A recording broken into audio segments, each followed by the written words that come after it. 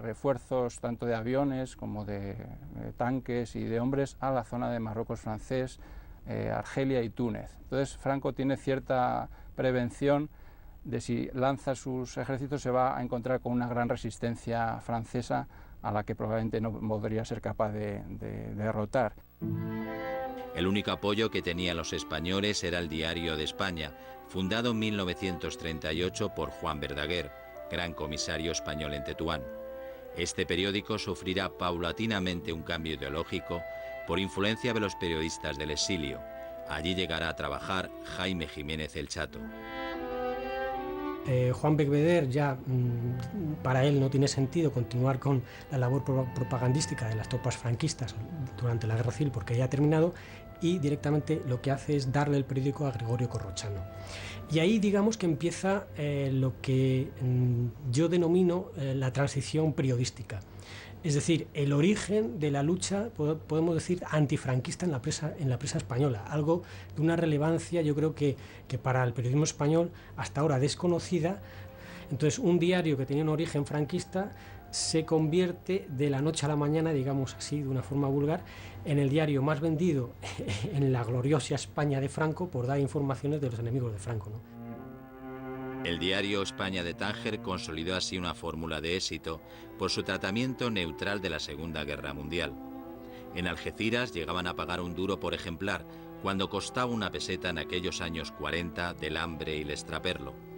La forma de hacerlo tenía mucha gracia, porque aparte de ser grandes intelectuales, pues eran gente que tenía un ingenio especial, una sorna, y era la misma página separada por un renglón que decía la guerra contada por el Eje y la guerra contada por los aliados.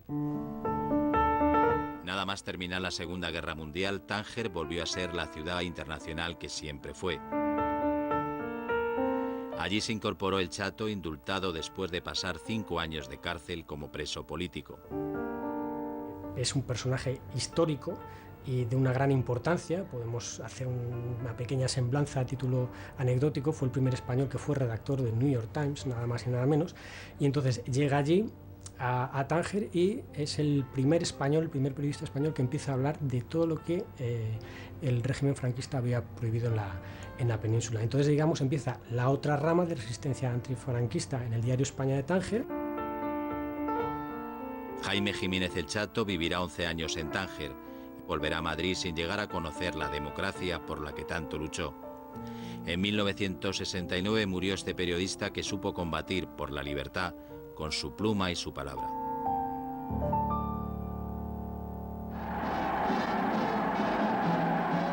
Hamburg, den 14. Februar 1939, Führer mit seiner Anwesenheit, die Taufe des mächtigsten Staates, das Schlachtschiff Bismarck. El Bismarck era una máquina letal destinada a romper en el Atlántico las vías de comunicación de Inglaterra. Desplazaba más de 50.000 toneladas y llevaba 2.000 hombres a bordo. Pese a su blindaje, que llegaba a los 32 centímetros de espesor, desarrollaba una velocidad de 32 nudos. Tenía 20 grandes cañones. Los 8 principales llegaban a disparar proyectiles de 800 kilos de peso a una distancia de más de 20 kilómetros.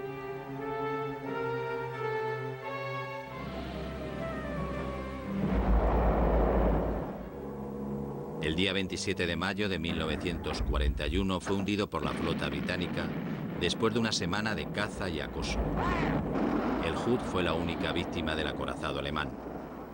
Un barco español, el crucero Canarias, protagonizó una secreta misión de rescate de los supervivientes del Bismarck. Yo era muy pequeño, tenía 6 o 7 años, y vi desde el arsenal de Ferrol la salida del Canarias y los destructores. Eso lo he visto yo a las 11 de la mañana del día 27 de mayo del año 41. Las 2 personas que conocían en Ferrol exactamente dónde iba el Canarias eran el jefe de Estado Mayor de la flota y mi padre, que era el comandante. Y lo que se decía en Ferrol es que el barco iba a posicionarse en medio del Atlántico para dar caza al tráfico mercante británico, y antes de que se declarase la guerra, situarse allí, y una vez situado el barco, prácticamente se decía que se iba a entrar en guerra. El Canarias partió del Ferrol el día 27 de mayo con la autorización del gobierno inglés. Tardó 2 días en llegar. Un crucero inglés se había adelantado al Canarias. Solo pudo salvar unos 80 supervivientes. Un crucero, que si mal no recuerdo fue el Dorsetshire, se acercó donde estaban toda la masa más importante de náufragos y empezó a recogerlos con redes y con escalas de gato, etc. Y cuando ya llevaban recogidos unos 80 supervivientes, sonó la alarma antisubmarina en el crucero británico porque habían avistado un submarino alemán, que no se sabe si era el U-74. Y claro, y el comandante del crucero británico dio la orden de avante toda y abandonó a toda la gente en el agua, y dice Treckmann que se oían unos gritos desgarradores. El Canarias contactó con un submarino alemán. No avistó en su búsqueda a ningún buque aliado. Allí se encontró con un barco meteorológico alemán y un submarino alemán, el U-74.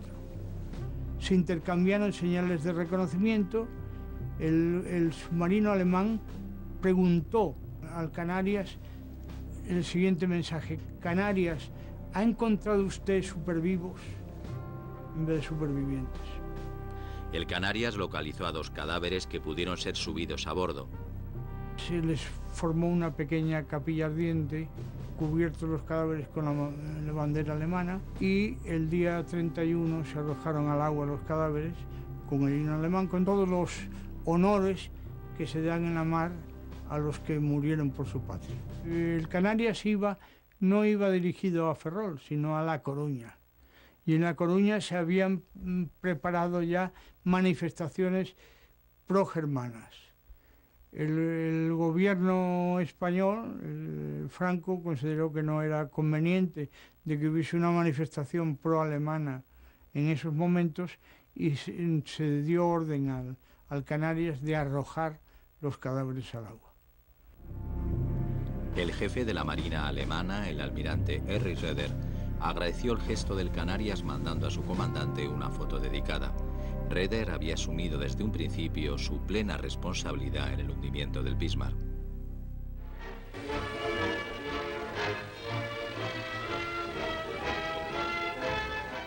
La máquina de guerra nazi necesitaba de wolframio para conseguir aceros más resistentes. Alemania solo podía conseguirlo en Galicia. Hoy se siguen recordando esos tiempos de guerra que trajeron la fiebre del wolframio, ese oro negro que durante la Segunda Guerra Mundial alivió el mundo rural gallego y evitó la asfixia económica del franquismo. La producción superó en ese periodo las 20.000 toneladas, la mayoría procedente del mercado negro.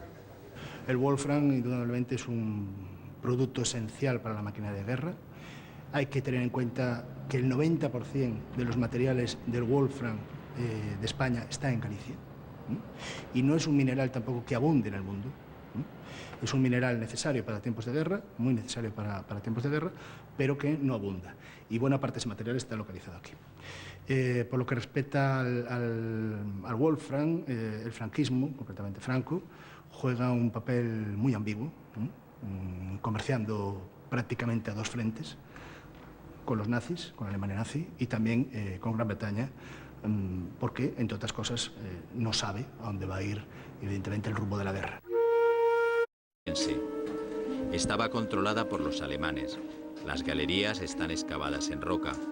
No había descanso. Los mineros trabajaban en condiciones penosas, sin apenas luz ni ventilación, en turnos de 8 horas. Se llegó a una sobreexplotación. Aquí redimieron sus penas 600 presos republicanos, la mayoría procedentes de Badajoz. Yo entré a los 13 años y medio. Entré en una casa de máquinas, luego me pasaron a la casa de dirección. La casa de dirección era donde estaban los jefes, todos, y donde tenían las reuniones los alemanes cuando venían. Venían los 4 alemanes, pero aquí no había más que uno que le llamaban el señor Peña. Unas 10.000 personas trabajaron en Galicia en las minas del wolframio.